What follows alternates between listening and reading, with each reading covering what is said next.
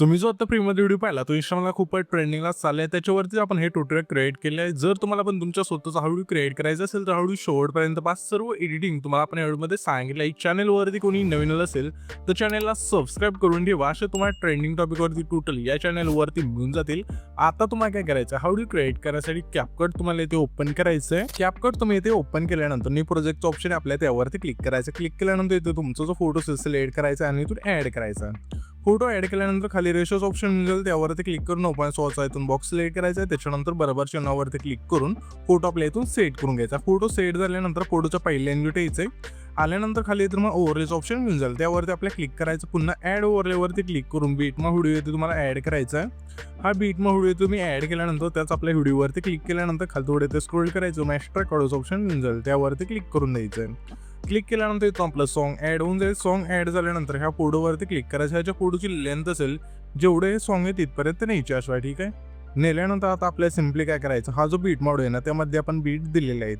तर ह्या बीट आपल्या जिथून चेंज होतील तिथून फोटो स्प्लिट करायचा. पहिली बीट बघायची कुठे चेंज होते, तर आपली इथे बीट एक चेंज होते. ह्याच फोटोवरती क्लिक करू स्प्लिट करू. ह्याच्या पुढची बीट आपली इथे चेंज होते तर स्प्लिट करूया. अशा प्रकारे हा जो फोटो असेल तो शोच्या बीट आपल्याला तुम्हाला स्प्लिट करण्याचा आहे. स्प्लिट केल्यानंतर ह्या बीट मोडवरती क्लिक करायचं. खाली थोडं ते स्क्रोल करायचं. रिप्लेस ऑप्शन मिळून जाईल, त्यावरती क्लिक करून आपले पहिले पीएनजीतून ऍड करायचं. त्याच्यानंतर सिम्पली आपल्याला आता काय करायचं, दुसरं पीएनजीतून आपल्याला आहे ना इथून ऍड करायचंय 4 सेकंदाच्या फोटोपासून, ठीक आहे. तर सिम्पली दुसरं पीएनजी ऍड करण्यासाठी ओव्हरलेवरती क्लिक करायचं. पुन्हा ऍड ओव्हरलेवरती क्लिक करून दुसरं पीएनजीतून ऍड करायचंय. ऍड केल्यानंतर ह्याची लेंथ शेवटपर्यंत न्यायची. नेल्यानंतर रिप्लेसवरती क्लिक करू. पुन्हा तेच पीएनजीतून ऍड केल्यानंतर एका खाली एक पीएनजी बसून जाईल. तर आता इथून मी काय करतो, सर्व पीएनजी आणि फोटो इथून ऍड करून घेतो. तुम्ही पण घ्या. येथे तुम्ही बघू शकाल की सर्व पीएनजी आणि फोटो आपण इथून ऍड करून घेतले. ऍड केल्यानंतर सिम्पली काय करायचंय, हा जो आपला पहिला फोटो असेल त्यावरती आपल्याला क्लिक करायचं. क्लिक केल्यानंतर अॅनिमेशन ऑप्शन आहे खाली, त्यावरती क्लिक करून कंबोमध्ये एक इफेक्ट मिळून जाईल स्लिप अँड स्लाइड 2चा, तो इथून तुम्हाला स्लाइड करायचा. त्याच्या पुढच्या फोटो सिम्पली आपल्या कंबो मधला स्लिप अँड स्लाइड 1चा इफेक्ट स्लाइड करायचा.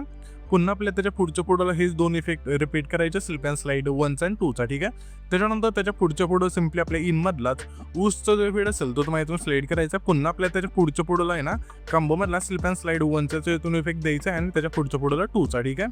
त्याच्यानंतर त्याच्या पुढच्या फोटो सिम्पली आपल्या इन मधला ऊसचा इफेक्ट द्या. इथून हे 3 इफेक्ट असतील ते रिपीट करायचे, ठीक आहे. 3 सेकंदाच्या पुढचा जो हा फोटो आहे ना आपला, त्या फोटोला सिम्पली आपल्या कंबो मधला डायनामिक सेक 2चा जो इफेक्ट असेल तो तुम्हाला इथून द्यायचा आहे. आणि हाच इफेक्ट आपल्याला रिपीट करत सिम्पली काय करायचंय, 5 सेकंदाच्या मागचा हा फोटो तिथपर्यंत यायचा. त्याच्यानंतर 5 सेकंदाच्या तिथल्या फोटोला सिम्पली आपल्या इन मधला पेंडिंगचा जो इफेक्ट असेल तो तुम्हाला इथून सिलेक्ट करायचा.